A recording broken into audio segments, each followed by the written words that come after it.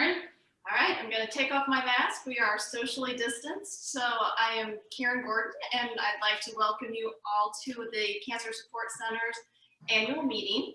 And we have a fun agenda packed for you tonight. So we're going to start off with just kind of a welcome and asking everybody to also remember the center in your December holiday thinking. And we are actually starting off today with the Giving Tuesday, and looking for everybody to be able to help support the center, as we really need your help this year more so than in the past. And we have some matches going on tonight. So as we're going through the program, you can contemplate what level you would like to give.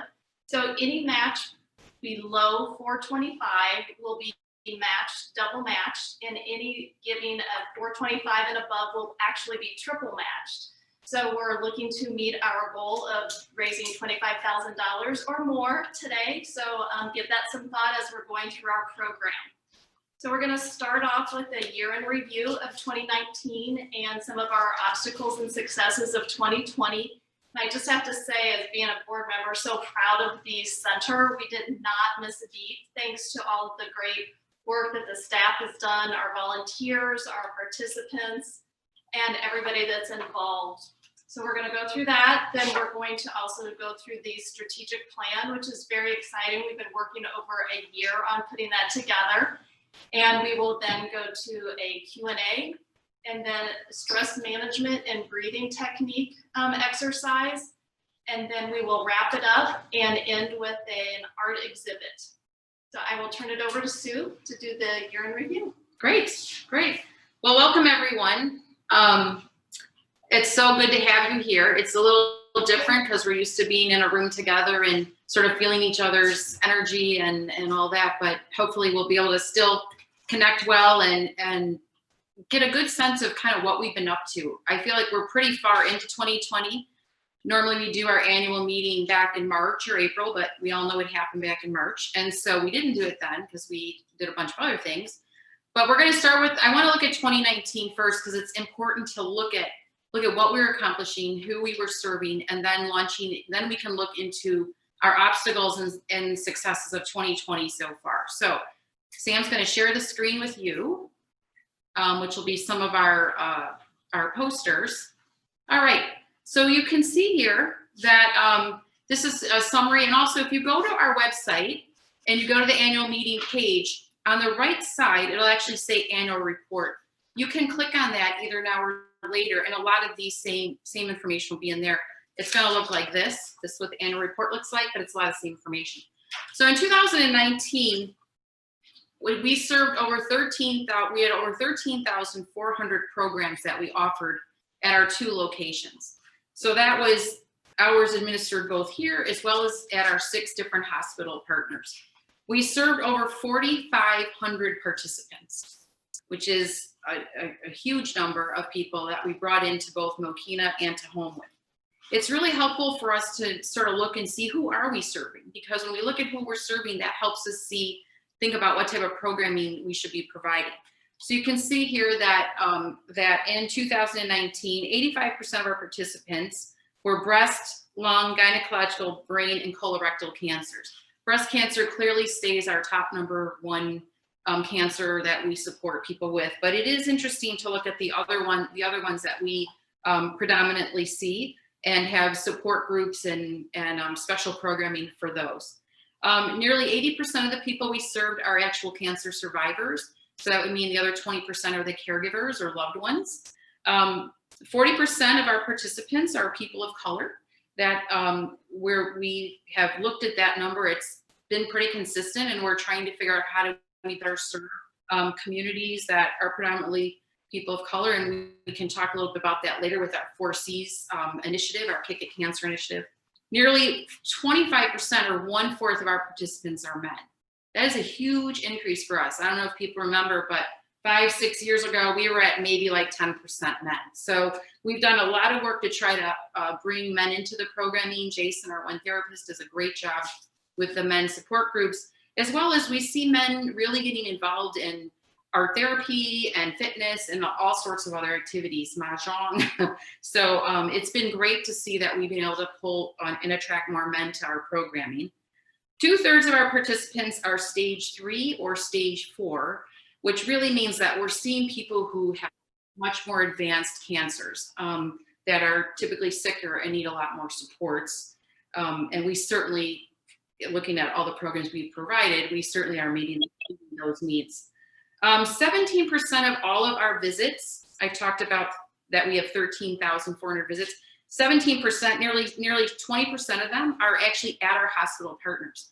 So we have 6 different hospital partners in the Southland, and at those hospitals, we do some one-on-one counseling and therapy, but also we do a lot of fitness and wellness programming as well at the hospitals, which really is a huge hallmark, an important thing for us, because what we know is if we can be at the hospitals when people are being diagnosed or being treated, and we can connect with them directly, then we have a much better opportunity of pulling them into the center to receive more services and programs here. 39% of our participants are working class or lower.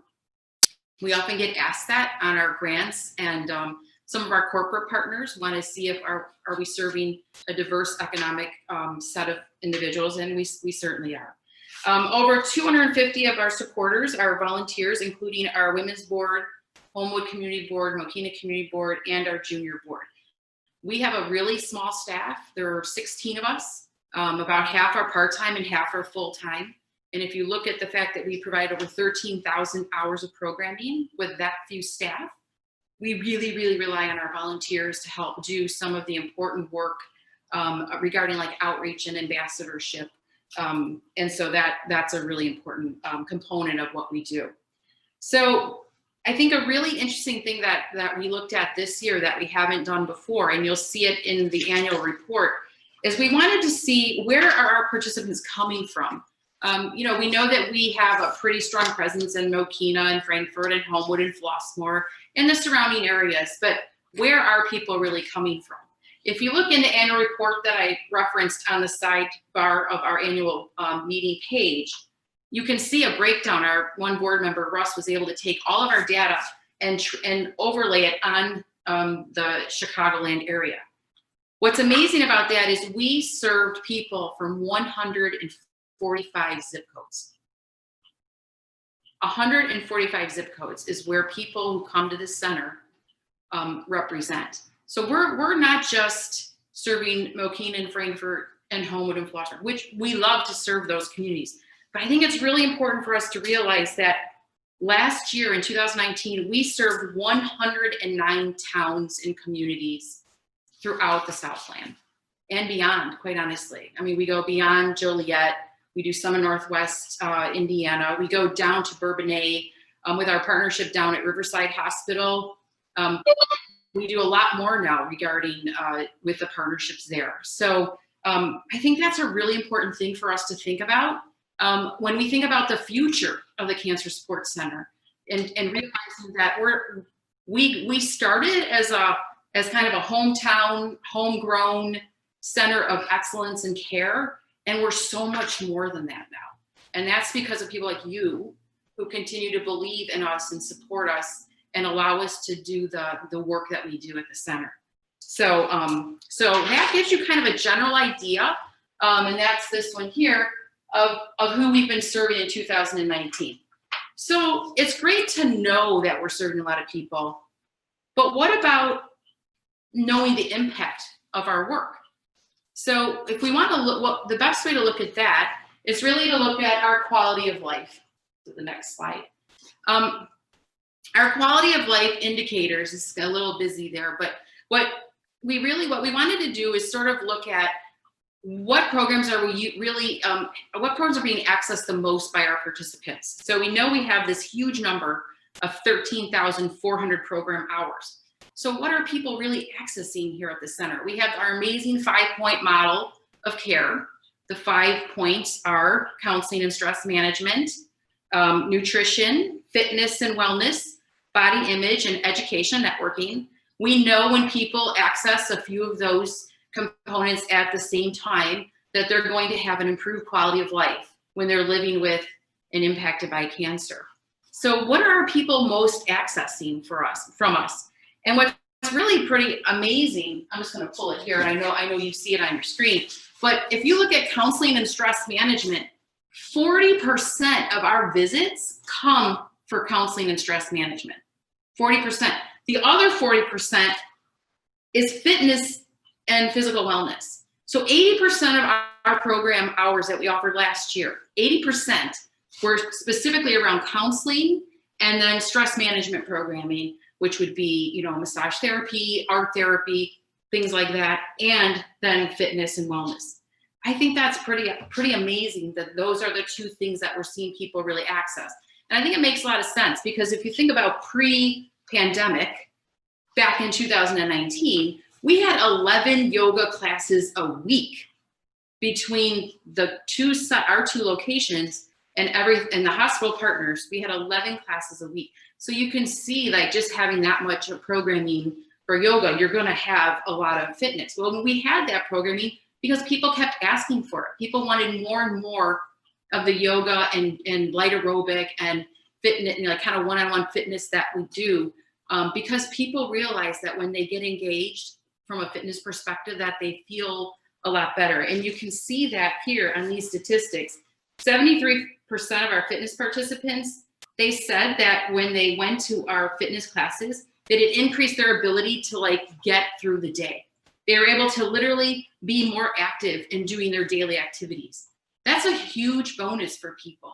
When you have, I'm a 9-year survivor, and when I had cancer, there were days where I didn't really feel like I could even get up out of bed between the treatments that I was going through. But knowing that by getting up and going for a walk every day, it would really activate some more like.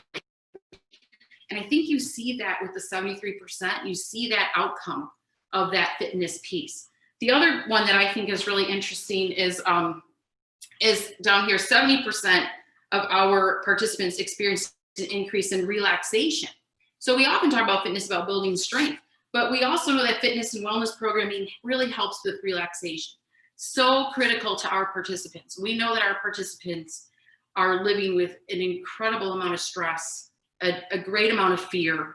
And so when we can come in and offer programs that, one, improve strength and ability to get through the day physically and relax, like, that's a huge win. So I think looking at the outcome indicators, and these percentages are coming from a survey that we do with our participants every year, you start to see what the outcome impacts are.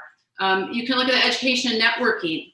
So that's where we have support network groups for breast cancer and other different cancers, and special education programming. Doctors will come in and give special talks. So in that category, 82% of our attendees, 82% said that they received a significant amount of emotional support from those programs. It's huge.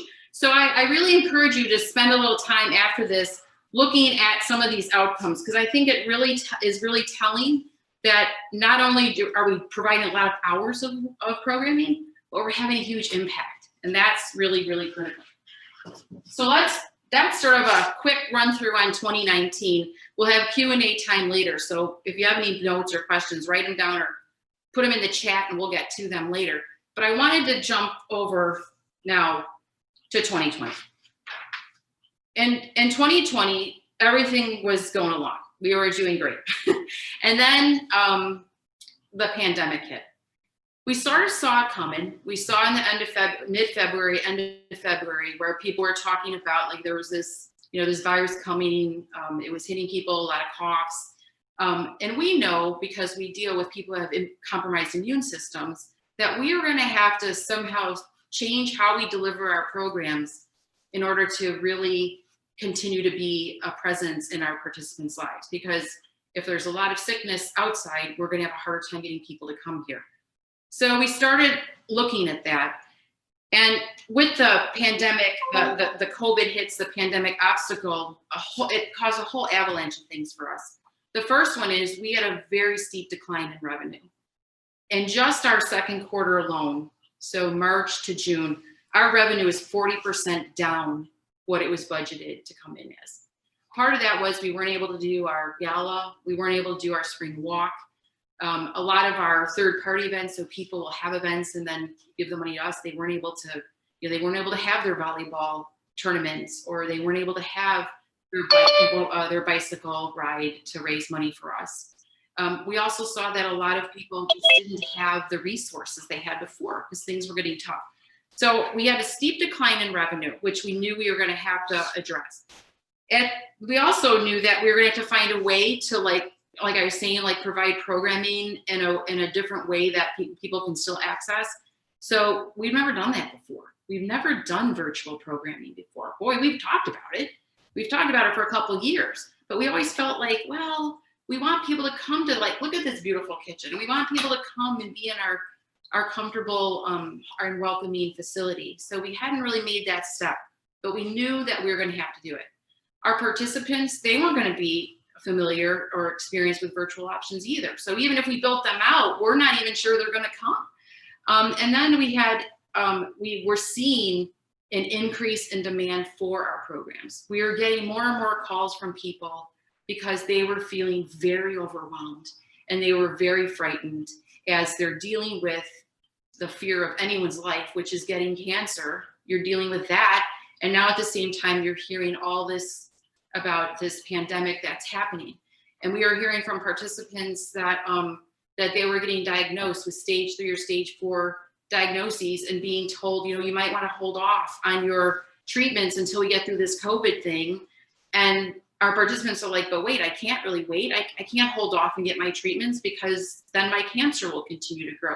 So our participants are having to face really like Herculean decisions about what do I do? Do I risk it and go to the hospital to get my radiation and chemotherapy so I can hopefully beat my cancer, or do I sit it out? And so you can imagine being put in that frame, that the amount of fear and worry you had would just be huge. And we were seeing that. We were seeing that early on. And these were the obstacles that we were dealing with pretty quickly. And what we knew right away is we had to rise up. Rise up was our theme for 2019. We knew that we were going to have to step in and do what we tell every one of our participants to do, to rise up and do the best that you absolutely can in spite of cancer. This was our calling now, our calling to rise up in spite of the pandemic. It wasn't good enough to just kind of go along as we were. People depended on us. They relied on us. And we were going to be there and we were going to rise up. So that led to us as a collective staff, as a board, as volunteers, and as participants. When we made that commitment, what we ended up doing is we said yes. We said yes to the successes that we've ended up having now in 2020 so far. The first thing we had to do is we had to find new ways to generate revenue. We knew we were in this decline and it was not going to be sustainable. We weren't going to be able to keep the staff, the incredibly talented, dedicated, compassionate staff. We were not going to be able to keep our staff if we could not turn that revenue stream around. So we started looking at new things. We did a telethon, a 4-hour live telethon. It was crazy if you didn't see it in May. And it was amazing. We raised $75,000. We turned our Walks of Hope into virtual. We had a virtual gala. We ended up doubling down on submitting more and more grants. We applied for the Federal CARES Act PPP loan and we got it. We did everything we could in order to increase that revenue after that second quarter, as well as reducing our expenses. There are a number of things we cut out in order to keep going. And I have to say, because of many of you rising up with us, that we've been able to sustain ourselves financially. And hopefully with this big Giving Tuesday year and push, we can end on a really solid footing.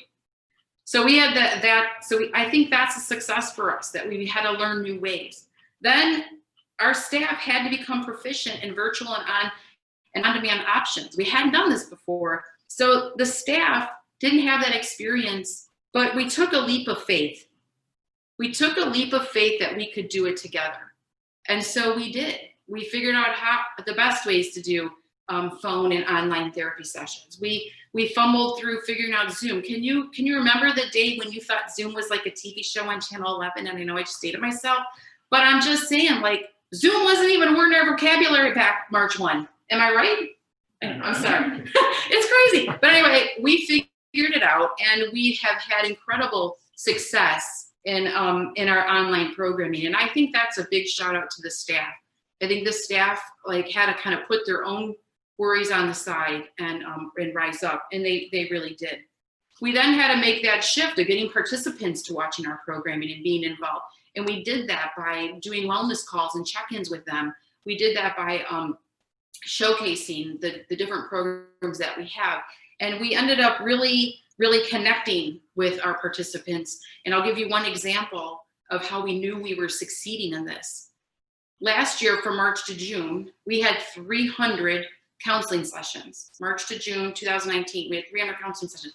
This year, March to June 2020, we had 900 counseling sessions in a 3-month period. Same number of staff, but a whole new way that we are doing this, and we were there to meet that demand. So you can see from that we are connecting with participants, and we connected with them in a new way and providing care in a new way, and not in a subpar way.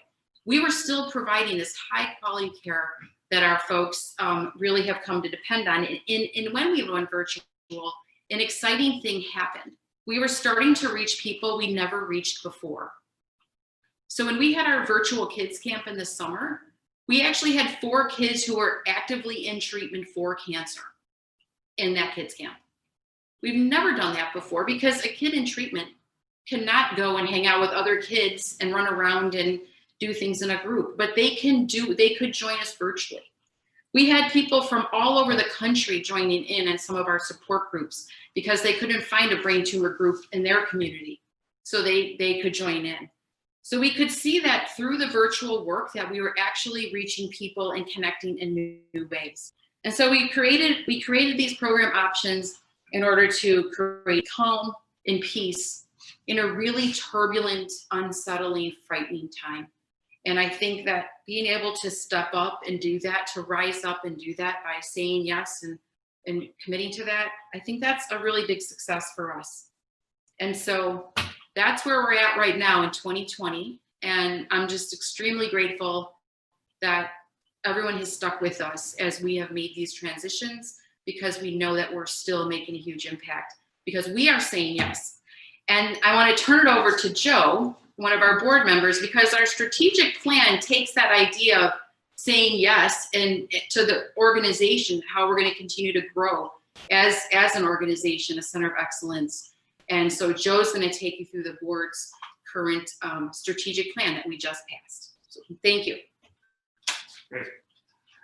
Thank you, Sue. I think if you're listening to Sue's synopsis of 2020, like I was, you realize that they're already adapting to the future. And it's funny, we wanted to take some time to talk about this strategic plan that we keep referring to. And that was our effort over a year ago to not just grind over the day-to-day and what the center was doing every day to help patients everywhere, but to really look at our future. So the funny thing about the pandemic, and there isn't much funny about it, is that it really dragged us into the future quicker. And I think it was a great data point, as Sue pointed out, for everybody, that we can be functional in a bigger, broader world where it is technology-based, and you don't have to lose the power of what we're offering. So with that foundation, with that experience, per se, under our belt, I wanted to take 10 minutes and run through this outline of what this strategic plan is.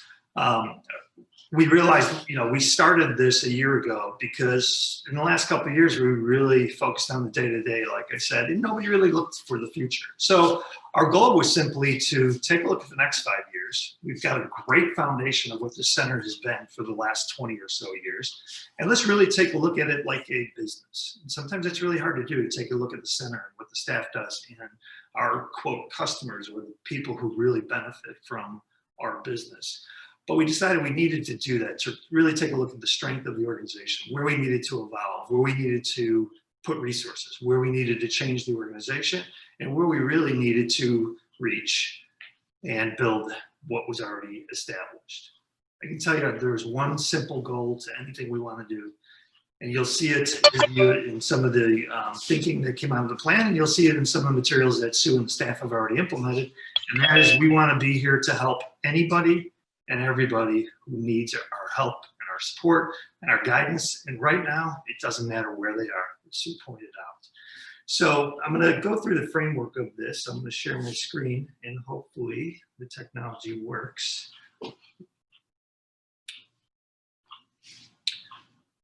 Success. As many of you who on the board have worked through the plan with us, the plan is a pretty massive document. It's about 40 or so pages. So Sue asked me to only go through 38 pages tonight. So that's what we're going to do for time. No, seriously, we'll go through a quick overview of what the plan is, how we went about devising this so-called plan, some of the key elements of the plan, which really helped shape, I think, our efforts moving forward. And then really, let's talk about what our future is. We just did a great job talking about what the center has done in 19, which is par for the course, in 20, which there's nothing normal in 20. And look how the staff in the center shown through that. So let's talk about the next 5 years. And that's really what we're trying to do. We're trying to create a blueprint here for the future of the center.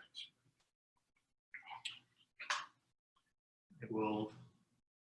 Okay, so our objectives we set out, and again, I want to ground everybody to remember that we set out doing this pre-COVID. So about a year ago, we really set our minds to putting a plan together that would accomplish these objectives. We wanted to make sure that we looked at the center like a business. We wanted to make sure we could make it was built for growth. So even back then, as much as change as we needed to bring as far as the programs and the resources and how everybody was identifying and using those, we wanted to make sure that we were positioned to continue to adapt to the future as well. So our objectives, as you can see here, were to really take a look at what we needed to do. We broke it down into two very simple frameworks, which makes it easy to attack.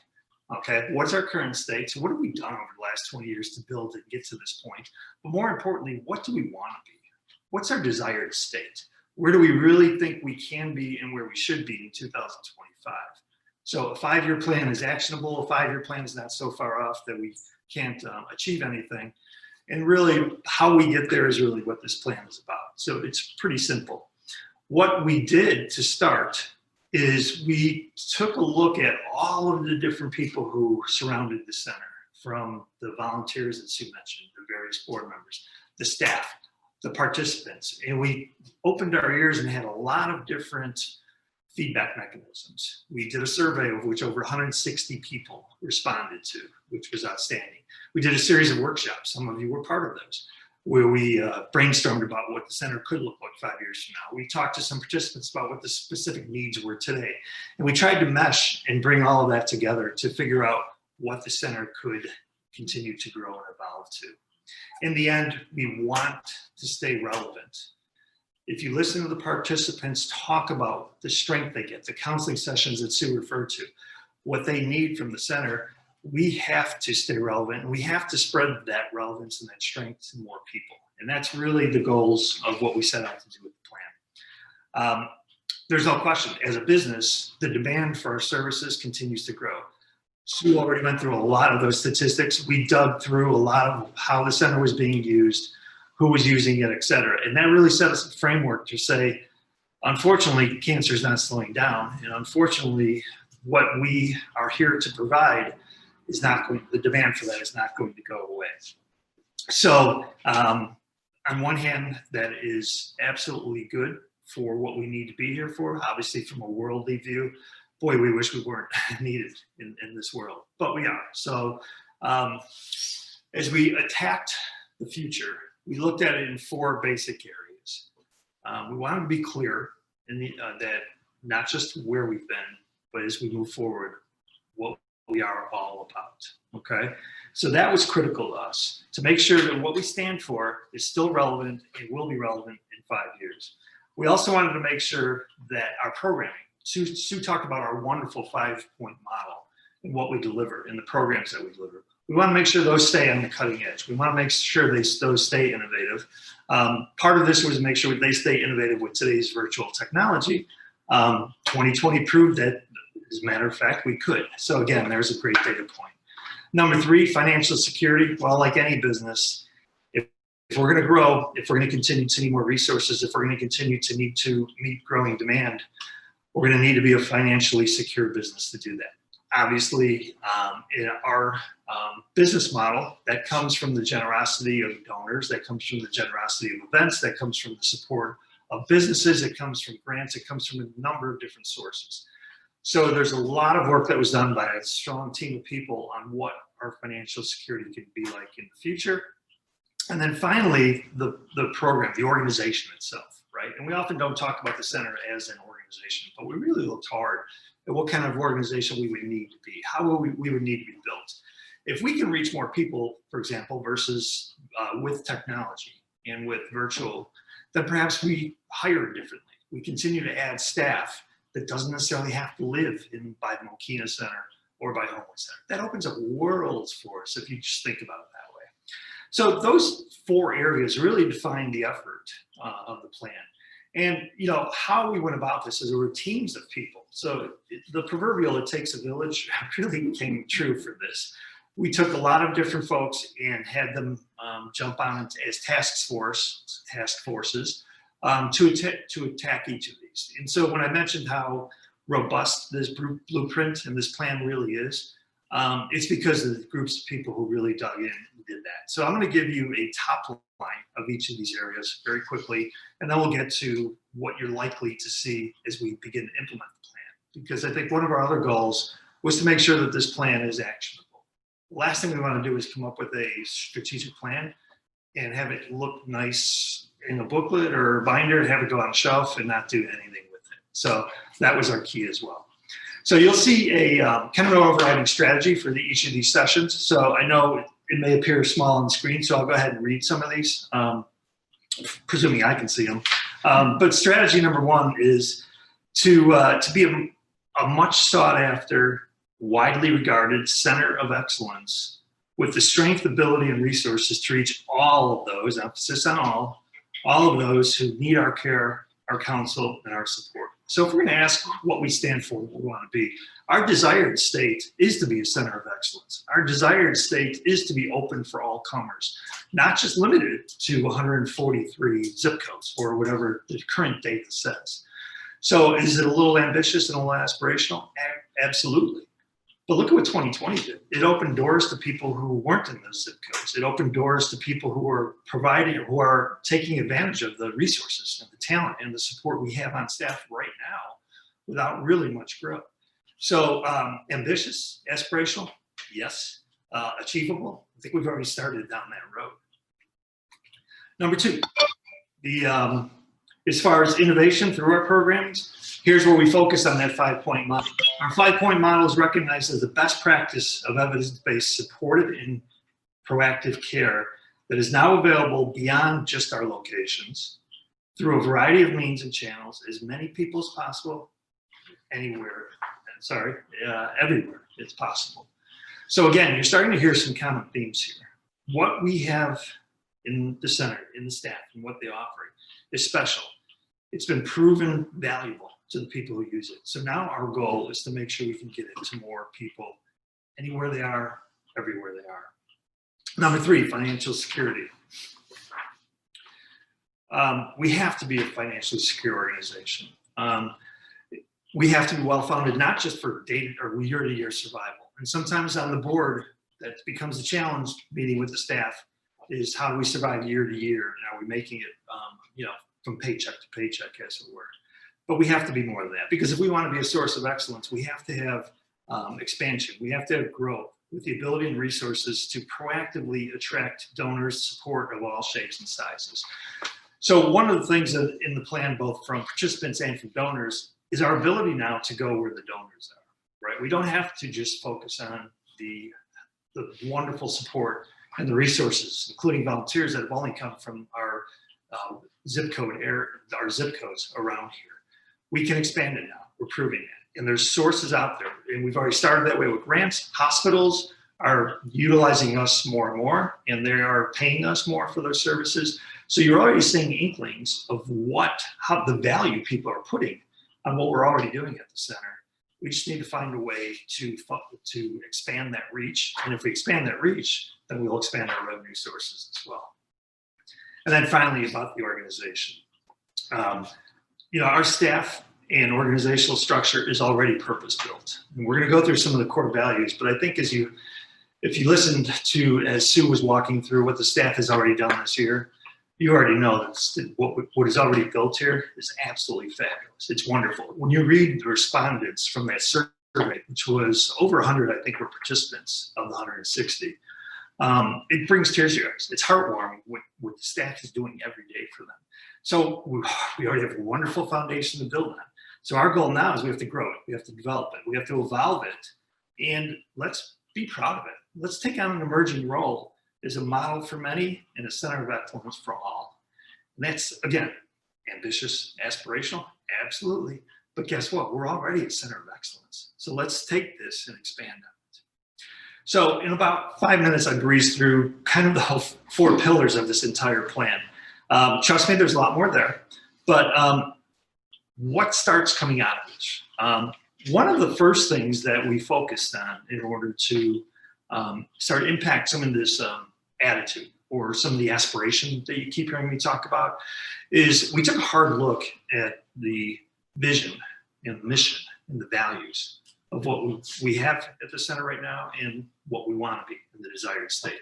So one of the first really tangible tasks that we did as a team was we reviewed those and revised them. And actually, I saw that in Sue's materials, they're already in place on them. I'm not sure if anybody's really noticed that at all. But remember what we're doing here. When we execute the plan, we're really creating a blueprint. And what do you do with blueprints? You build stuff, right? You use it to actually map out and build things. And that's what this plan is about. Our goal is to start prioritizing, start looking at the different activities we need to do, and actually start implementing and building. And again, I think 2020 helped us there. So I want to take 5 minutes really quickly and walk through what those are. I want to start with our mission, and then we'll go to our vision and our values. But in a lot of ways, our mission hasn't changed much, but I think you're going to notice some of these current common themes that we've talked about, right? So the Cancer Support Center exists. This is what we do and why we do it, right? The Cancer Support Center exists to provide strength, guidance, and support to anyone impacted by cancer, whoever and wherever they are. Our evidence-based programs and services are created and delivered personally, virtually, and in ideal settings by professional therapists, counselors, nutritionists, healthcare experts, and our resources are available and accessible to all through many communities, channels, and tools. So you're already hearing, we're broadening our reach there. We're not just saying, come visit 2 of our great brick and mortar centers. We believe that the tools we have, the people we have, the talent we have, and now the abilities we have, that we can reach, and our mission is to bring it to more people. We're able to provide all of this at no cost to our participants near and far because of the dedication of our donors, our benefactors, volunteers, and friends who know how critical the depth of support is. This depth of support is for people to not just survive cancer, but to thrive. So we know that what this center does has a critical role in people's journey and in surviving cancer. We know that from the outcomes, we know that from the participants. So we're trying to really establish ourselves with a sense of pride in saying we have a critical role and we're going to make sure we embrace that role, we relish that role, and this is why we exist. It gets even more aspirational when you look at our vision. And again, I don't know if you noticed this on some of the materials that Sue was going through, but this is who we strive to be. So we want to be the source, emphasis on the, we are the Cancer Support Center. So we want to be the source of hope, help, and strength. And in doing so, we want to change the lives of every person impacted by cancer. This is a pretty bold statement, right? We know we already provide a lot of hope, a lot of help, and a lot of strength. But we also know we shy away a little bit of saying that we're changing people's lives. Obviously, cancer is changing people's lives, but we want to be able to impact their lives. And this is what people tell us we're already doing. So it's not that out of reach for us. And we want to do that, again, for every person impacted by cancer. It's a pretty ambitious vision. But as the board and as we talked about as a team, we realized that this is something we should wake up and aspire to be. So from a vision standpoint, we feel it's the right vision for the right time for us. Then I want to cover lastly the values. There's not much you could say here other than see how these values came into play with the staff with the Rise Up effort of this year particularly. So when you look at the values, and some of these haven't changed much because this is exactly what the center already has. We are a welcoming place. We are compassionate. We have professional, trained staff on board.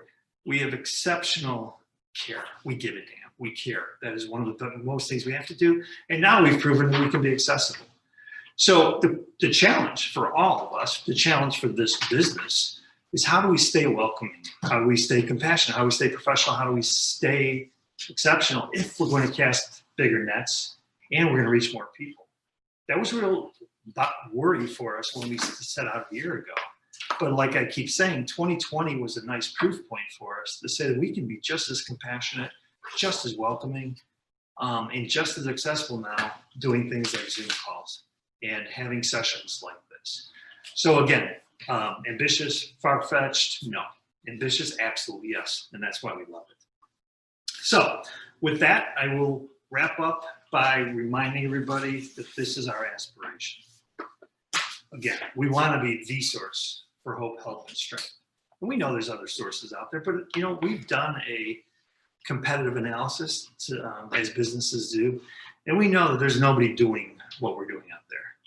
If the hospitals were doing it, they wouldn't be knocking on our door as much as they are. They wouldn't be asking our staff to come out and provide our programs, provide our resources in their locations, and that's only going to continue. So in the end, for the next 5 years, if we can come anywhere close to achieving this, that would be wildly successful. I mean, when we started this blueprint, obviously the world has changed dramatically. I mean, it's changed right under our noses. I think that goes for the entire world, and that goes for what Sue talked about, what the center went through in 2020. But if you look at that alone, look at the resiliency, look at the flexibility, look at the adaptability, look at the way the staff rose up. Can I say rose up, even though it's rise up? Yeah. If you look at that, you see that we're already built for this type of aspiration, and they're already built for this type of future. So if there is one goal in mind, the staff has already proven it, that they will do whatever they have to this year to continue to care for everybody who needs it, to continue to find ways to provide strength and guidance to everybody who needs it. And then that's what this is all about. So as we move forward, we have to build this organization to be able to do that. So anybody, no matter where they are, no matter whether they can get here or not get here, if we can build our organization to be able to provide everything that we're already able to do, then that is a pretty good 5-year plan. So there's much more to it. Those of you on the board know that.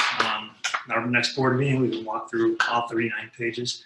But for now, I think my 10 minutes is up. And I just want to hopefully convey that we're so excited about what Sue and the staff and this center already stands for. And we're absolutely thrilled about what we think we can achieve. And that's not from a business standpoint. That's from a people standpoint. We can't wait to continue to help as many people as possible. And we think we're built to do that. Okay. Great. We can pull our camera. I feel aspirational right now. I really do. I'm ready. Are you ready? I'm ready. Are we staying? What? Are we? I'm keep taking my notes. Oh, okay. So hopefully everyone has a good sense of what we accomplished in 19, what we've been doing in 2020, and what our goals are moving out to 2025. And I really applaud the fact that we are aiming so high. We're not playing it safe. We're playing it the way we know we need to play it to help all the people that need our help.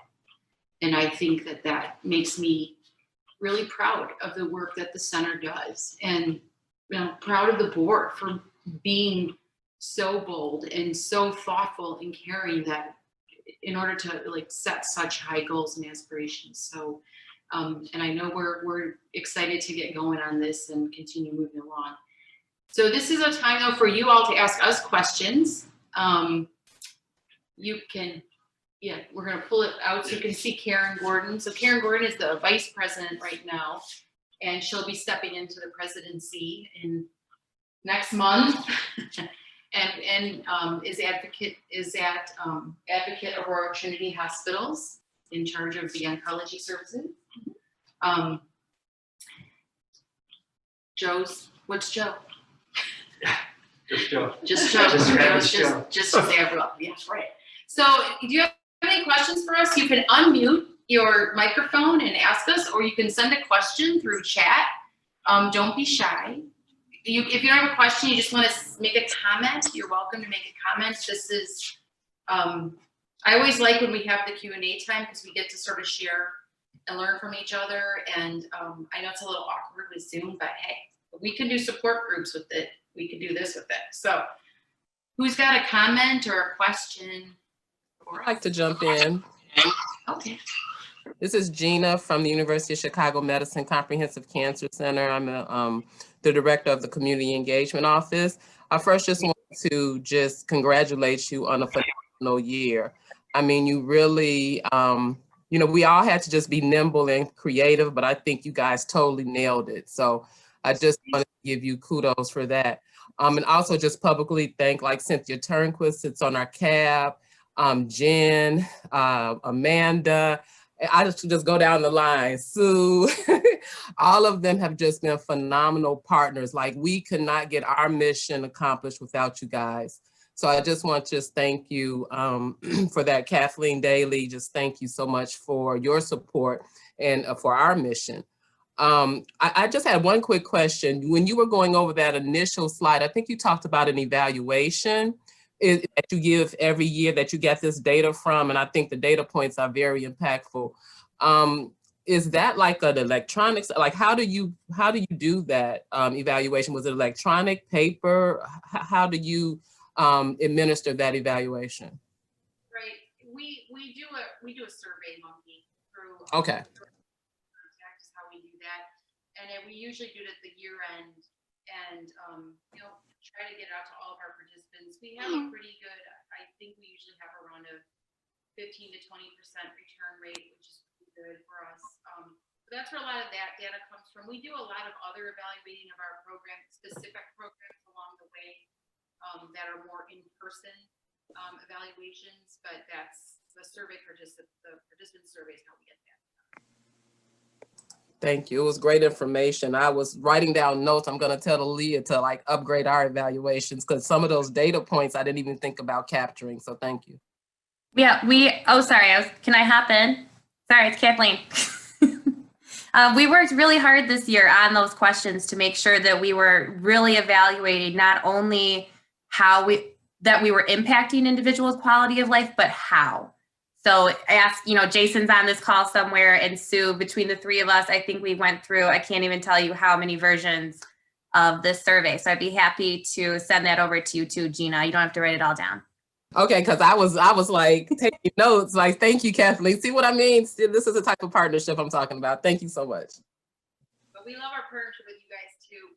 And you know, we used to just ask the question, has your quality of life been improved by participating in the fitness program? Has your quality of life been improved from counseling?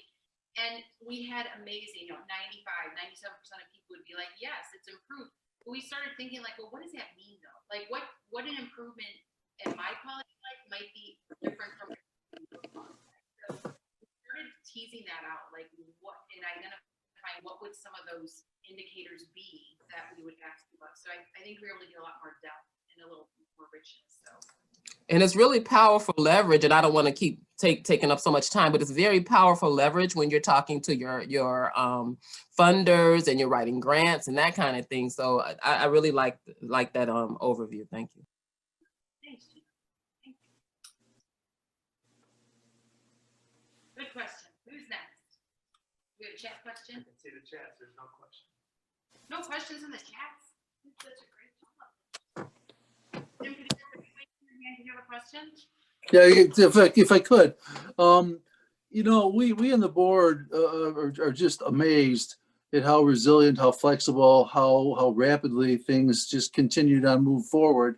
It gives us plenty of support and plenty of recognition, or plenty of comfort that our efforts aren't in vain. At least we're able to help in our own the background, try to get things going. But since it looks like we're wrapping up, 1 year with no end in sight, with the, going straight another calendar year with this whole COVID thing facing us, what do you think the headwinds are from your perspective, Sue and your staff?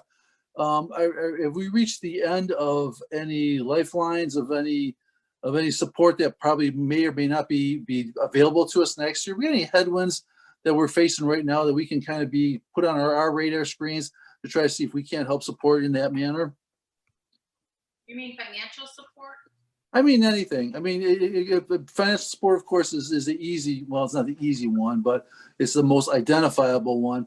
But other things. I mean, additional groups, coming to us for help or support, or vice versa, if they were asking our services to help them in their organizations.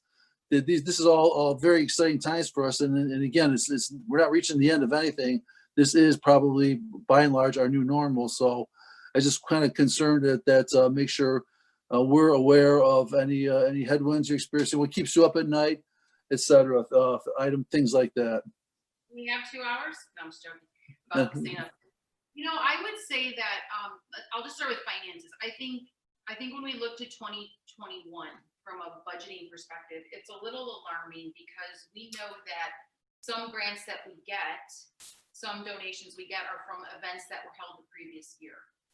So if an organization wasn't able to hold their walk and that they give the proceeds to us, like they weren't able to hold it this year, so we're not going to get that money next year. So we know that they're going to be those kind of holes, right?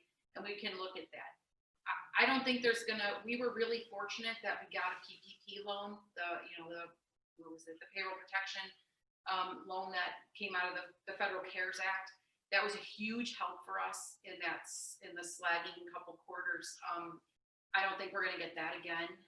So I think that's going to be a challenge for us, right? And we're going to have to keep leveraging our existing partnerships and really reaching out to new ones and using this incredible data that we have now and the outcomes to show people like the value of investing in us.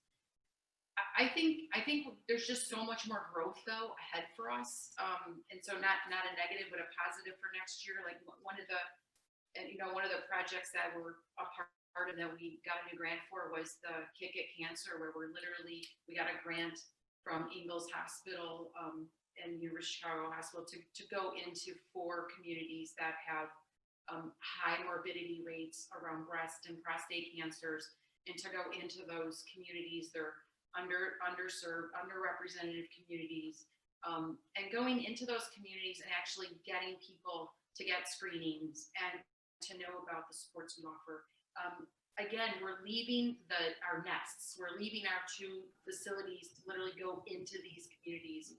It's been a little tricky with COVID because you can't really do that. So we've been finding other ways, but that's going to open up a little bit for us. But I think that's such a great opportunity for us to be able to use our resources and expertise and our partnerships to start doing those kind of things. So I just think that, we've sort of scratched the surface of what we can do programmatically. And so I'm kind of looking forward to how we grow.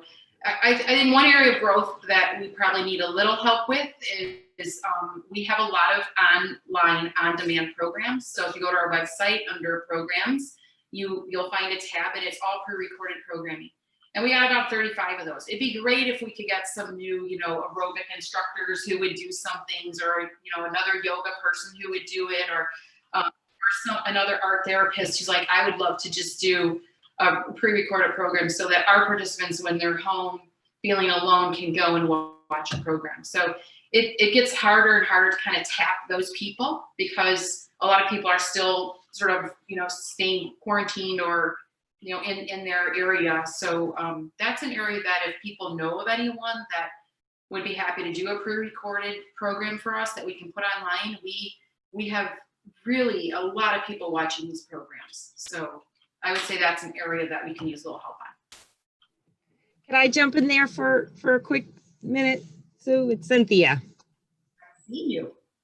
Of course. Jim, one of the upsides is that, with what I do in terms of kind of being out there developing, partnerships, is that that's an area of growth. All of the organizations that are out there that are, exist to help folks that are in communities that might have disparities and things like that. I have found that we are all now coming together. We are pooling our resources more than ever because we recognize that we're all kind of out there trying to do the same things. And we're much stronger as a combined unit than we are individually out there trying to accomplish our goals. So I have found that I am sitting on more committees. I'm a part of more organized boards that are out there, really doing some amazing things collectively. And we're really using our collective resources to really go out there and help people that need us the most. So I think, despite maybe some of the obstacles that we have, what this pandemic is kind of forcing us all to do is to realize our power is in our numbers. And I'm really happy that we're able to do that, because I think we're accomplishing a lot more than we could have on our own. And I'm sure, Gina, you're on here, you can attest to that as well, right? Absolutely, yeah. We and just even what you guys mentioned earlier about having, which that was just totally phenomenal. You went from like 300 to 900 consultations. Just the breadth that virtual programming and that kind of thing, that it gives you, definitely opens you up to a much larger space where you're just combining and everybody. One thing about COVID-19, it brought out everyone's humanity for sure. So, and everybody is just coming together, pooling resources, sharing tips. I mean, you guys were just on a webinar we had a few weeks ago, sharing virtual fundraising tips and talking about your virtual walks and that kind of thing. Absolutely, Cynthia, I totally agree with everything you just said. Yeah. And if I could just jump in from a program perspective, where our heads are at is actually, kind of moving as we move beyond the pandemic, because we are. I promise you, Jim, we are gonna come out of this. It's gonna happen. And so what we're thinking about is like, what does that look like? What is this new hybrid? What is this newer new normal where we're having individuals, both in the building and online? And how are we gonna do that? So that's really where our heads are at right now. And just getting together with the, other organizations like ours and getting feedback from them about just what's everybody's plans, what do the participants think, because this online programming has become invaluable for some of our participants that have moved away, aren't feeling well due to side effects. I could list all sorts of reasons that Sue had talked about earlier. And so we're trying to just navigate the next step. And all these responses are awesome. This is exactly why I remain humbled and so pleased to be part of this organization, because you all do what I can't do out there with our clients and stuff. The best we can do is offer our guidance and support in the background. Thank you so much for doing everything you all do. You too, Joe. Thanks, Jim. Thanks. Anybody else? Good questions, good conversation.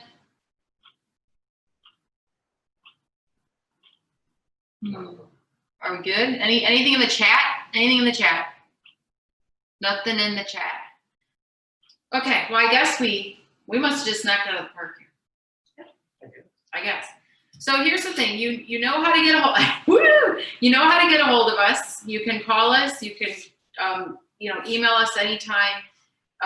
If you go to our website and you look at the tab that says About Us and Staff, it has all of our emails on there. If you feel like you wanted to share right now, but you have some ideas or thoughts or worries, please email us. Like this, we are only able to do all these things that we're talking about because of you. Because of you. Like we can't do any of this without your support. And I'm talking about financially, but I'm also talking about your support of like being an outreach person, spreading the word. When your neighbor gets diagnosed, going over and saying, hey, have you heard about the center? Like we can't do this without you. So please know that we're always open to hearing from you and wanting to be good partners and with you and good stewards of your resources to us. So feel free to contact us anytime. Okay? Thumbs up. Okay, so I think we're gonna try to wrap up, and I guess we always like to have some experiential opportunity at the annual meeting. So we're gonna have Kathleen, our wonderful clinical director. She's going to lead you through a relaxation breathing technique. Do not get off the call. Just 2 minutes of this can change your life. It's just changed mine. So take it away, Kathleen, and then we'll wrap up. Thank you.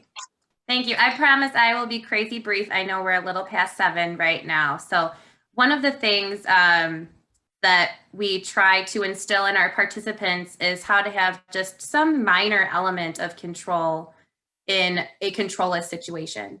And I think we can all, you know, like we've talked about tonight, if 2020 has shown us anything, it's that like, gosh, wow, are we not always in control of what we get to do and what's happening in the world around us? And so how do we take a breath and connect with the present and remind our bodies that we're okay? Because evolutionarily speaking, our body does not know the difference between a saber-toothed tiger is chasing me right now and I'm nervous public speaking. So we need to remind our bodies that we're okay and just come back to the present. And this is one way that we can do that.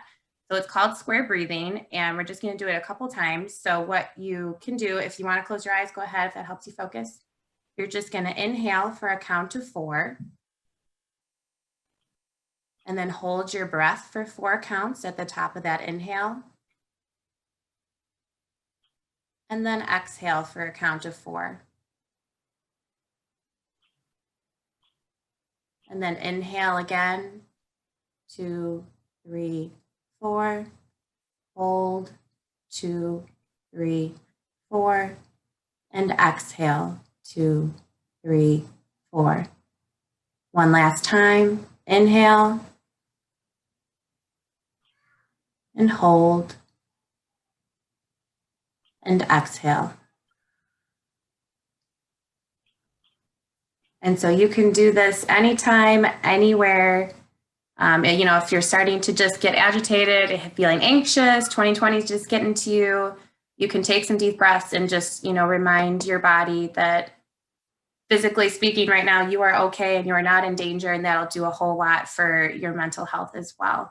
And then I believe I'm sending it back to Karen for our final goodbyes. And then once after her goodbyes, then I am going to share our most recent art show with you all that we kicked off last night. So feel free to stick around for that, but that'll also be available on our website as a link for the entire month.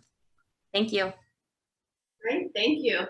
I don't know about anybody else, but that did help me relax. I wanted to keep doing that deep breathing. So thank you everybody for joining us tonight. This is, we're concluding our program, and to just recap what we did. So we talked about our 2019 and 2020. We started to talk about our new 5-year strategic plan and where we're going, and saying yes. So I heard that loud and clear from Sue. So we're hoping, if anything, you are inspired tonight to say yes in all the different ways that you can help support the center through being an ambassador, being a volunteer. And of course, we would like you to continue to say yes tonight to the Giving Tuesday campaign.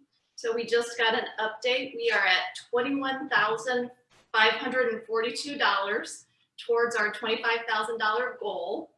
And I just want to remind you that today, your donations of less than $425 are matched, double matched. So that means a donation of $100 is $300 to the center. And then for those matches of over $425 donation are triple matched. So if you want to go with that $500 donation, we'll just round it up to make the math easy. That would be $2,000 to the center. So please keep us in your thoughts as you're moving forward, and we would love to have that donation coming our way. And I just found a quote that I wanted to share when you're thinking about how you can help the center continue to be successful. And it's, never think what you have to offer is insignificant. There's always someone out there who needs what you have to give. So with that, I would just like to close our annual meeting for this year with thoughts and wishes on behalf of the Cancer Support Center staff, volunteers, participants, and board members that we wish you a very happy holiday season, and we wish you the best and making it through the rest of this pandemic. So thank you, and hope you all have a good night. Good night. Thank you. Thank you. Good night. Nice job, everyone. Great job. Thank you. Great work.